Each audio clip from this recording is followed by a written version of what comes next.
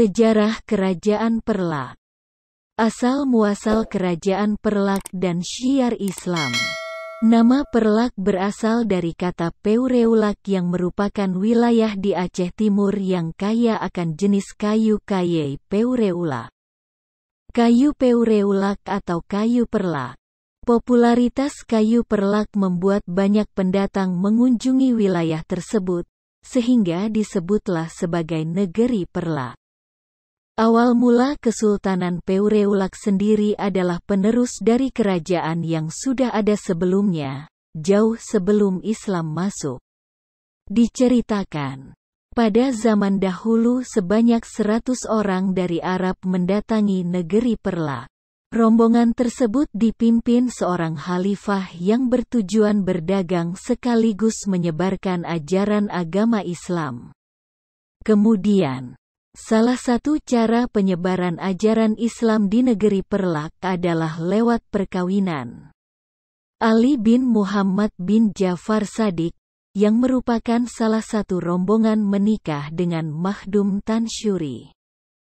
Pasangan ini kemudian melahirkan Sultan pertama Kerajaan Perlak yang bernama Alaiddin Sayyid Maulana Abdul Aziz Shah Ali Hashmi. Dalam buku Sejarah Masuk dan Berkembangnya Islam di Indonesia 1981, menyebut bahwa Sultan Alaiddin Sayyid mengubah nama ibu kota kerajaan Bandar Purelak menjadi Bandar Khalifah. Hal tersebut ditujukan untuk menghormati masuknya khalifah di negeri Perlak. Kerajaan Perlak kemudian terkenal sebagai wilayah perdagangan yang maju pada masanya. Hal tersebut lantaran kayu perlak yang dihasilkan wilayah tersebut sangat berkualitas. Kayu perlak adalah bahan baku pembuatan kapal di masa lalu. Hal tersebut membuat para pedagang dari Jazirah Arab beramai-ramai mendatangi negeri Perlak. Ramainya Perlak menjadi kota niaga dan banyaknya saudagar Muslim yang datang membuat banyak perkawinan campuran dengan penduduk setempat. Dan Islam pun berkembang dengan cepat. Beberapa sumber sejarah Kerajaan Perlak. Berdasar beberapa sumber yang telah dirangkum, perlu diketahui bahwa Kerajaan Perlak pernah ada dan eksis di Nusantara. 1. Hikayat Raja-Raja Pasai. Meski mulanya Samudra Pasai diyakini sebagai kerajaan Islam pertama di Nusantara, namun Hikayat Raja-Raja Pasai menyebut jika raja pertama Kesultanan Samudra Pasai, Merahsilu, menikahi seorang putri dari Sultan Peureulak. 2. Catatan perjalanan Marco Polo. Penjelajah asal Venesia, Italia. Marco Polo mencatat dalam catatan pelayaran tahun 1292 Masehi bahwa dirinya sampai di bagian utara Pulau Sumatera dan menyebut wilayah tersebut sebagai Verlek. Marco Polo bercerita dirinya menjumpai penduduk asli dari sebuah kerajaan kecil yang telah memeluk agama Islam, lantaran telah diperlakukan hukum Islam. Verlek yang disebut Marco Polo tersebut tidak lain adalah Peureulak atau Perlak. 3. Catatan dari Persia, Tajul Alam. Jauh sebelum kerajaan Perlak berdiri, diyakini bahwa wilayah tersebut adalah tempat berkunjung banyak bangsa, terutama Arab dan Persia, yang menyebut Peureulak dengan Tajul Alam. Bangsa Persia diyakini sebagai pembangun pertama Kesultanan Peureulak, dengan Merah Syahri Nui sebagai raja pertama. Namun tidak ada sumber sejarah yang kuat untuk mendasari teori tersebut. 4. Tajil Alam disebut bangsa China sebagai Tazi. Selain bangsa Persia, China juga menyinggung adanya wilayah Perlak dengan nama Tazi. Berdasarkan berita China pada 674 Masehi, Raja Tazi mengirimkan utusan ke Kaling. Sumber China tersebut menjelaskan bahwa Tazi adalah negeri yang aman, dengan penguasa yang bernama Ratu Sima. Penguasa yang cakap dan adil. Meski demikian, terdapat pakar yang menyatakan Tazi yang dimaksud tersebut adalah wilayah Kesultanan Juampa. 5. Hikayat Aceh dan makam Raja Perlak. Hikayat Aceh menuliskan, Syaikh Abdullah Arif, seorang ulama Arab, menyebarkan agama Islam di wilayah utara Pulau Sumatera pada tahun 1112 Masehi.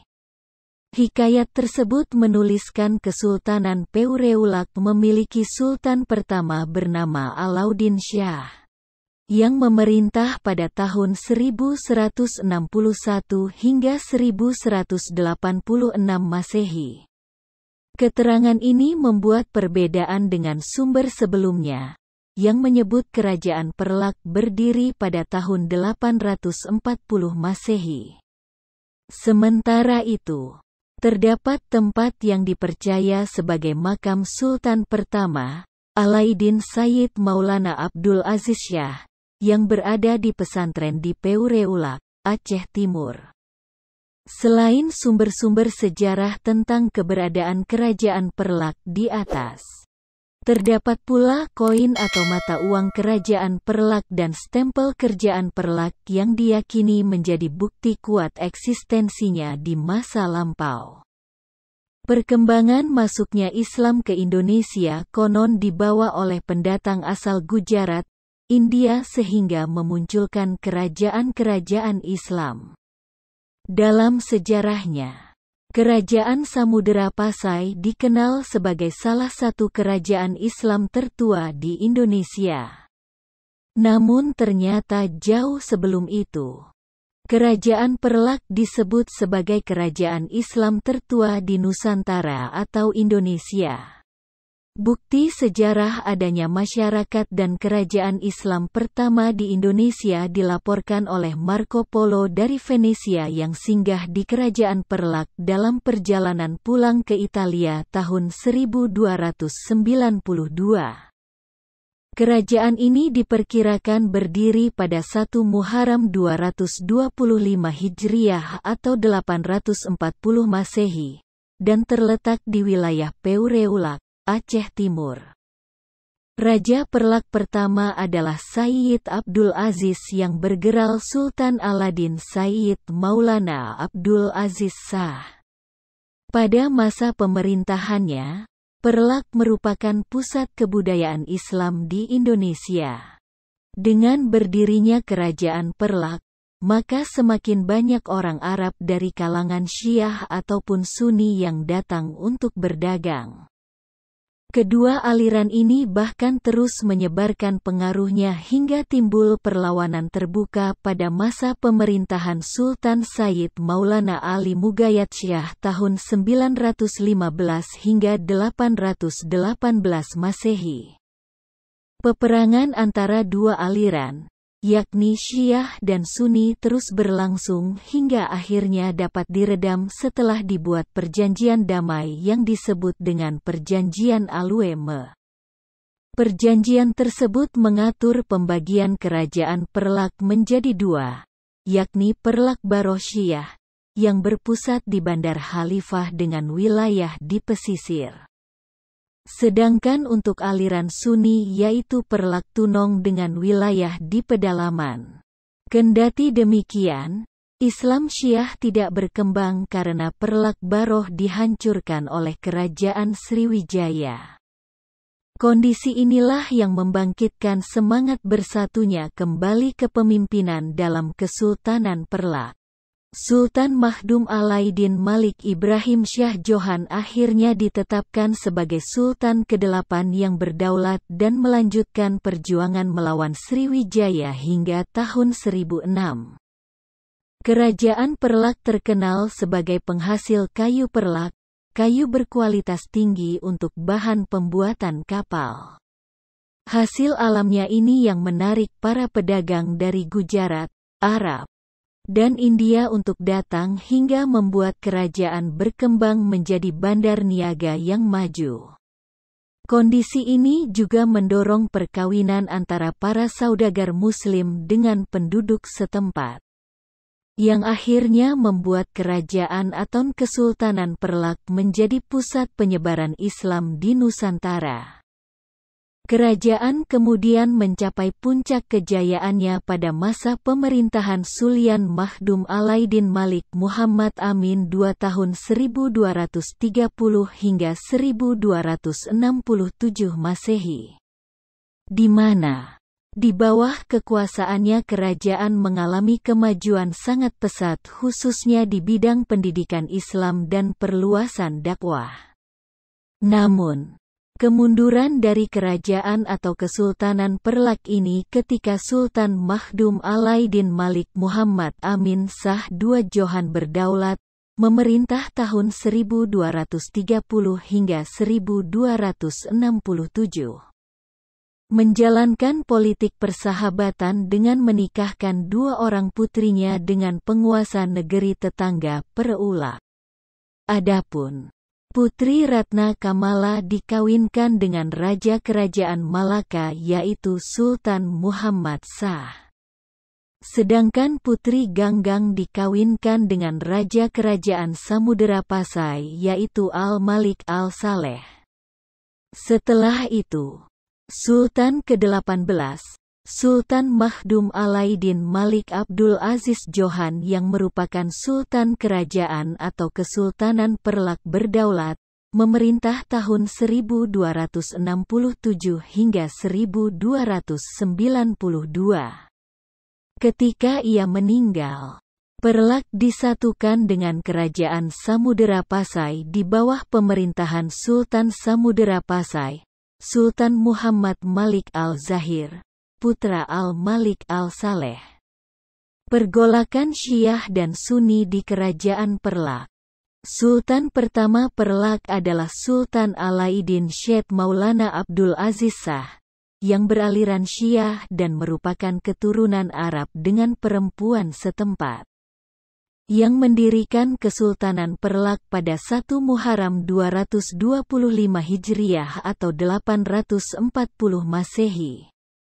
Ia mengubah nama ibu kota kerajaan dari Bandar Perlak menjadi Bandar Khalifah. Sultan ini bersama istrinya, Putri Merah Mahdum Hudawi, kemudian dimakamkan di Paya Meligo, Peureulak, Aceh Timur. Pada masa pemerintahan Sultan ketiga, Sultan Alaidin Syed Maulana Abbas Shah, aliran Sunni mulai masuk ke Perlak. Setelah wafatnya Sultan pada tahun 363 Hijriah atau 913 Masehi, terjadi perang saudara antara kaum Syiah dan Sunni sehingga selama 2 tahun berikutnya tak ada Sultan. Kaum Syiah memenangkan perang dan pada tahun 302 Hijriah atau tahun 915 Masehi, Sultan Alaidin Syed Maulana Ali Mughad Shah dari aliran Syiah naik tahta. Pada akhir pemerintahannya terjadi lagi pergolakan antara kaum Syiah dan Sunni yang kali ini dimenangkan oleh kaum Sunni sehingga sultan-sultan berikutnya diambil dari golongan Sunni. Pada tahun 362 Hijriah atau tahun 956 Masehi, setelah meninggalnya Sultan ke-7, Sultan Mahdum Alaidin Abdul Malik Shah Johan berdaulat, terjadi lagi pergolakan selama kurang lebih 4 tahun antara Syiah dan Sunni yang diakhiri dengan perdamaian dan pembagian kerajaan menjadi 2 bagian, yaitu Perlak Pesisir, Syiah, dipimpin oleh Sultan Alaidin Syed Maulana Shah tahun 986 hingga 988. Perlak Pedalaman, Sunni, dipimpin oleh Sultan Mahdum Alaidin Malik Ibrahim Shah Johan berdaulat tahun 986 hingga 1023. Sultan Alaiddin Syed Maulana Shah meninggal ketika Kerajaan Sriwijaya menyerang Perlak dan seluruh Perlak bersatu di bawah pimpinan Sultan Mahdum Alaiddin Malik Ibrahim Shah Johan berdaulat yang melanjutkan perjuangan melawan Sriwijaya hingga tahun 1006.